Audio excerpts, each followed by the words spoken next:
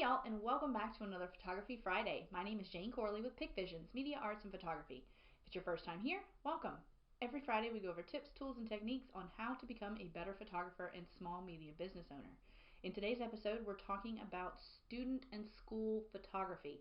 It is a massive realm for student and school photography. So whether you're doing a assembly line of 50 to 100 kids or even up to 300 kids per day, hired by an outside client to do these school photography sessions back to back to back, or if you're a small studio owner and you are welcoming students and their families into your studio space, both indoor and outdoor, here's some tips and techniques to get you started.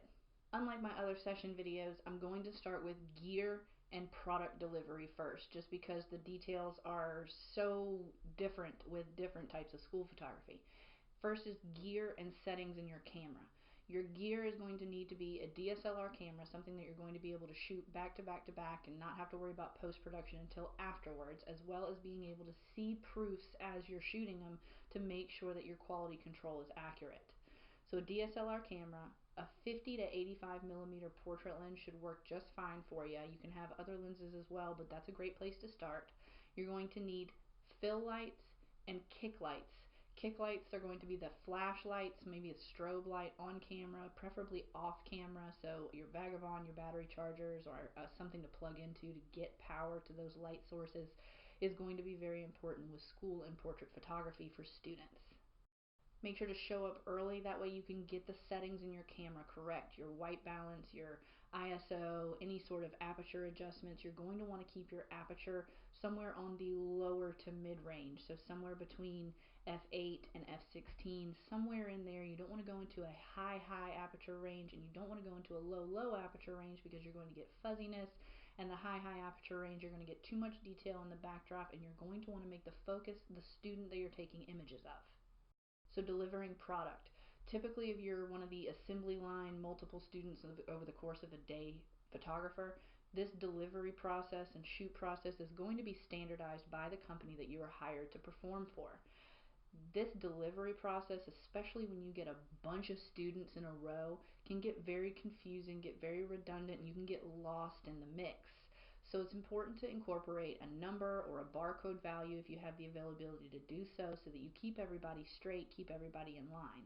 Providing a handout for these sorts of sessions will be very important, because you're going to want to be transparent to the parents as well as to the student of what they can expect, how many shots they can expect, what sort of delivery timeline they can expect, and then what sort of proofs or final products you're going to provide to them, and how to go and view those proofs and final products.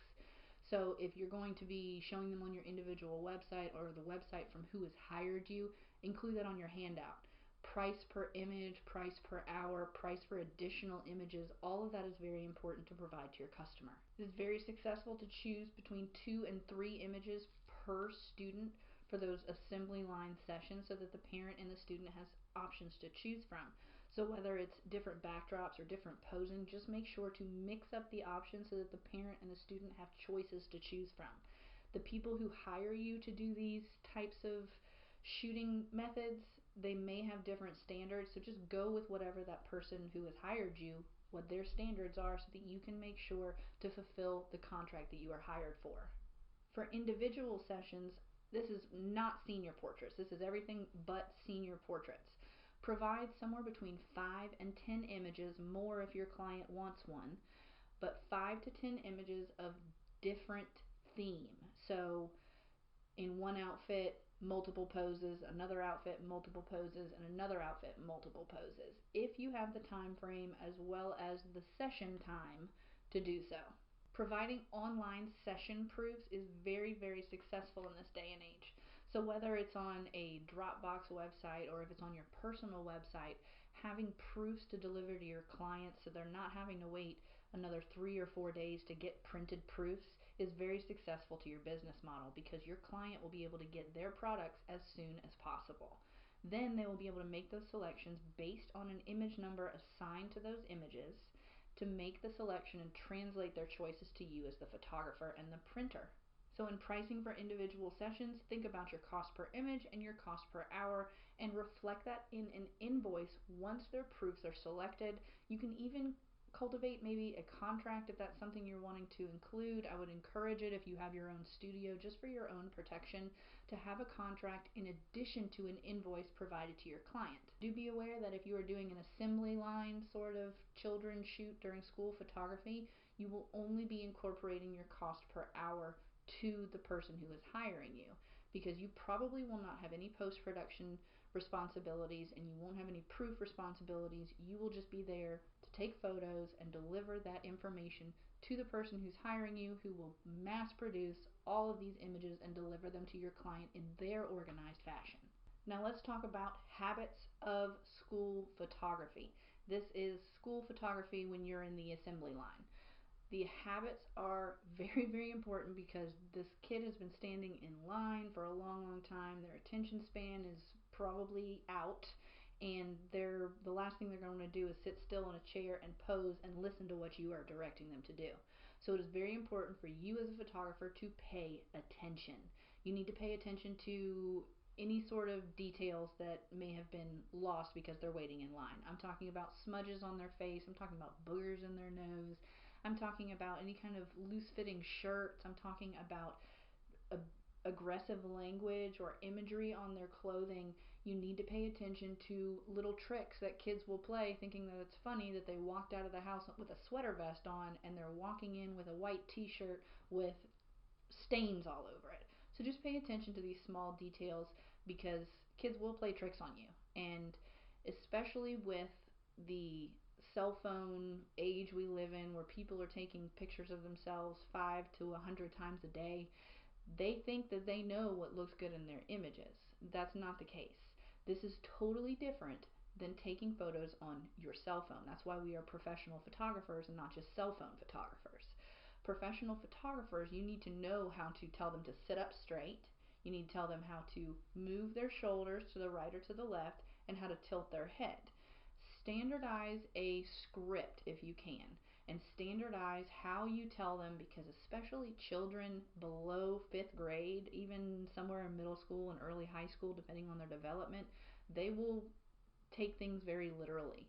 And tilting your head to the left isn't merely a tilting your head to the left a little bit, it's a tilting your head to the left. They take it very literally, and yes, they're half the time they're just trying to be funny, but the other half the time they just don't know any better because they might be young children.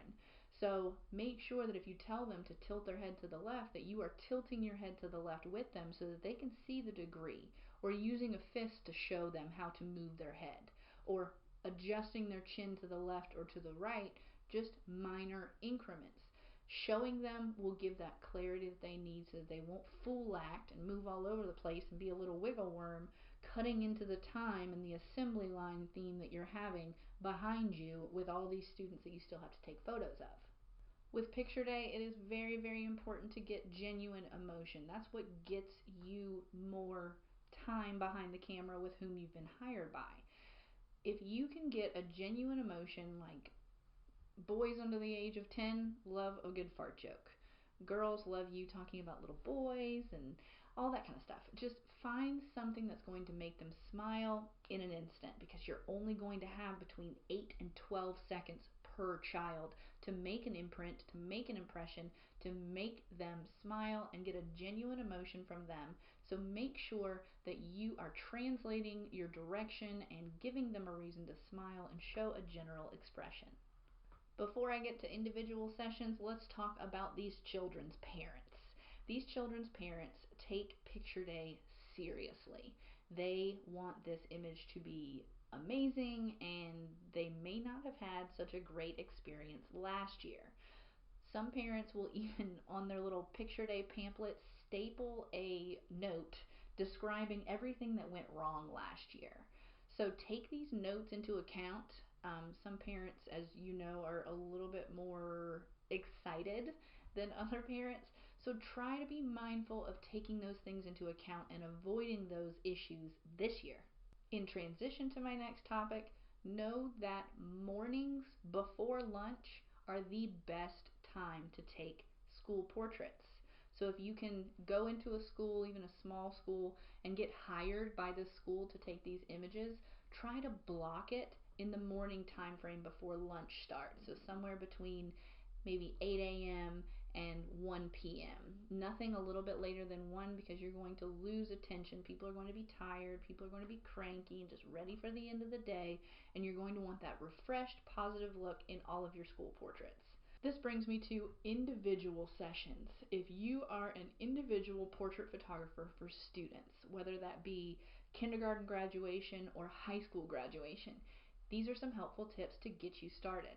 Make sure to show the individuality of that student. So if that student is a soccer player or a hockey player or is a vocalist or someone who performs, have images in that regalia. Have images with their uniforms on, interacting with their basketball or their soccer ball juggling, or whatever they do. Showcase that personality, because that is an advancement in their life. That is a quality of their life that needs to be cataloged. So it is very successful to mix up indoor and outdoor photography.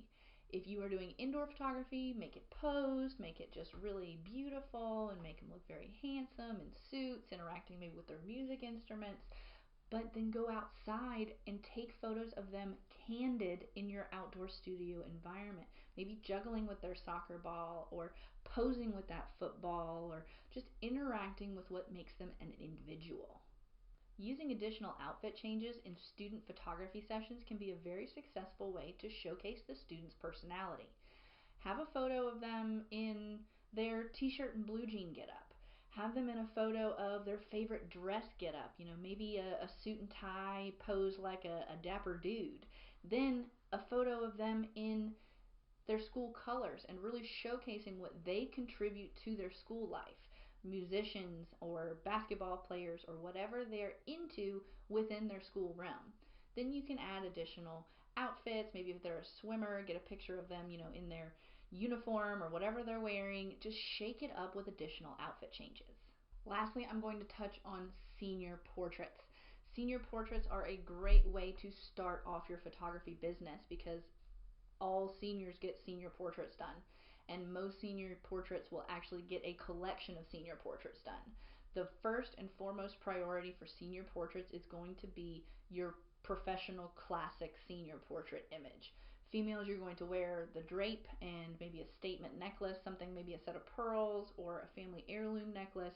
And then the men, you're going to be wearing a suit with a white shirt as well as a bow tie. And make sure that your hair looks good, that your makeup looks good, that everything is in place. And it's important to pay attention to detail within the subject of the image on senior portrait images, because these are usually the ones that are definitely hung up on the wall, but they're also going to be in their senior yearbooks. These images need to showcase the gracefulness or the pride, or just be a very strong image for this collection. You can also, of course, have multiple outfit changes and showcase their personality like we mentioned earlier, but it is important to have the drape photo as well as the tuxedo photo for men, and include that in the collection. So whether you are an assembly line student photographer or you're welcoming clients into your individual sessions, outdoor and indoor, the most important thing is to get a smile. Showcase happiness, showcase pride in whatever life event they are advancing in year to year, from school year to school year, or moving on to the next chapter of their life and celebrating going off to college. So I do hope this video was helpful on student photography. Please make sure to leave in the comments below any tips, tricks, and techniques you have for your fellow photographers on student photography. Make sure to like this video if you learned something new, subscribe, and ring the bell if you have not done so already. Until next week, I'm Jane Corley with Pick Visions, Media Arts and Photography. See you later, guys!